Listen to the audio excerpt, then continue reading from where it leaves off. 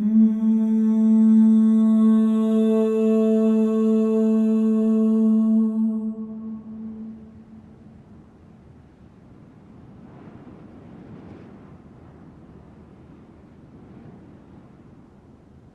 do you do?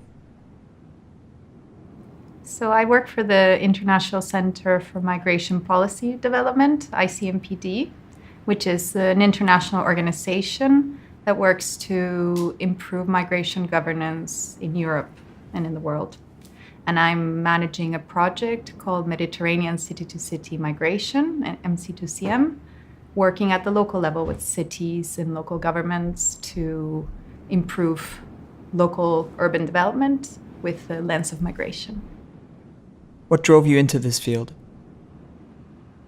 I don't think it's by coincidence I ended up working on migration. I am a migrant myself.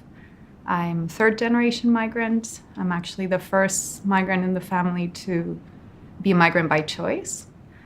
So I've always been interested in the concept of what drives people to migrate, what are the factors, but also having experienced it myself, I think it brings another dimension that it becomes quite personal to me, and wanting to do something to improve the conditions under which people move borders or from place to another. What is your greatest source of energy? For me, I would say is my family, firstly. So my children and my family, that gives me energy. But also work-wise, it's very rewarding to hear when you work in something like policy, it's very far removed. So to get feedback that something you have done has contributed to improvement of a practice or something that something you organized that has been used up and taken up by somebody in the field, that's a great source of energy and reward, all in all. What was your most impressive childhood experience? I think it had to do with the fact that I emigrated from Venezuela to Canada when I was 12. And that obviously had a big impact in my life. I wouldn't narrow it down to one experience as such, but it was the whole experience of being a migrant. Obviously, in a privileged way, I was able to also go to Canada, where it was a very welcoming society. But there was one time we were traveling, having a school trip. So I was quite young at the time, 12, 13. And we were on a bus going to the US. When we reached the border, there were children from all different types of nationalities, from Taiwan, China, maybe Korea, Australia, and many other nationalities. I had the Venezuelan passport. So I was picked out and had to leave and get searched because of the passport I held. And this experience kept repeating itself, and then I became a Canadian citizen, and it stopped happening. So the same person, for something that I find at least as trivial as a passport, being treated differently.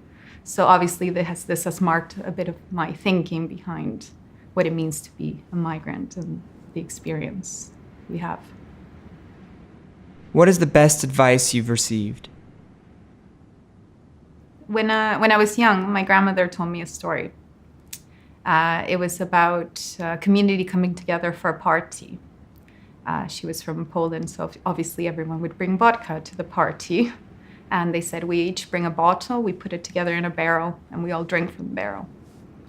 And then one person said, well, I'll just fill my bottle with water. It looks the same. Nobody will notice, one in a few hundred. And at the end, everybody drank water.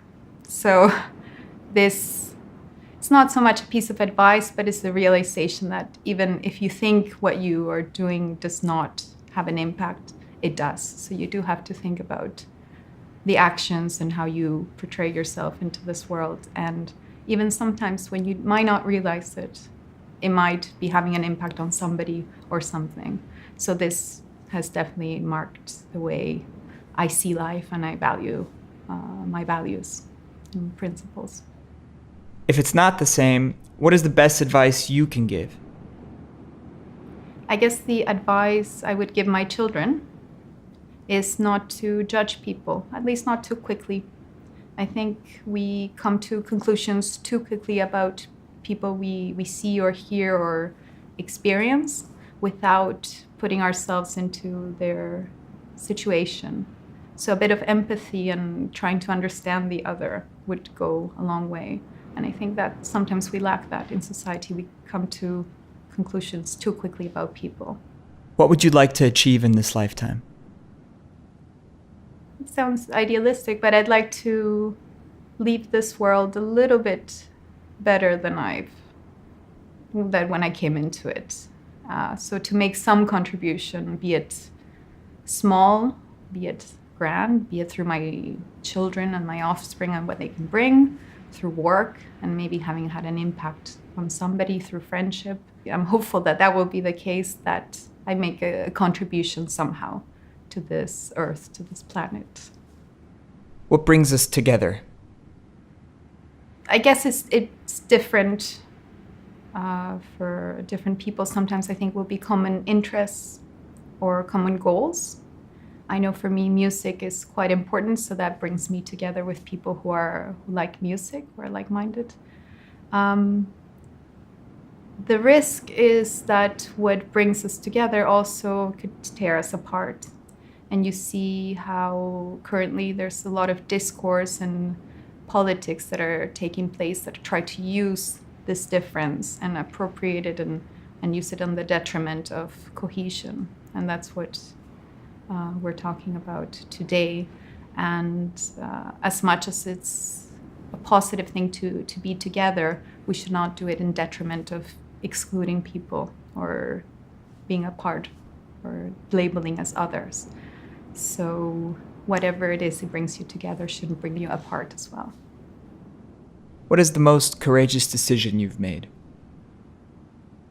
I wouldn't label myself as a courageous person, but I would say the bravest decision I've made is to become a mother, and not to have children only, but to be a mother to them. And I think this is it's probably the only irreversible decision you can make. And I think bringing people into this world is also a testament to what you think about it and how you see a future. So to me, that has been the bravest thing I have done. What is your strongest conviction? We sometimes don't see the bigger picture. So a conviction I have is that things can change, and more rapidly than we realize. So at the moment, for example, in Europe, we say we're witnessing this crisis about Europeanness with Brexit and anti-Europe sentiment. But we don't realize that in such quickly a time, in less than a century, countries that were at war have come to share common currency, to have a common political space. And that's quite an achievement. And sometimes when we see things in the moment, we don't realize how far the trajectory where we've come, be it also women's rights, or in my field of migration, for example. For me, also the history in Canada, you saw a country that was very anti-immigrant in the early 20th century and completely change around and become where a majority of society sees migration as in a positive light.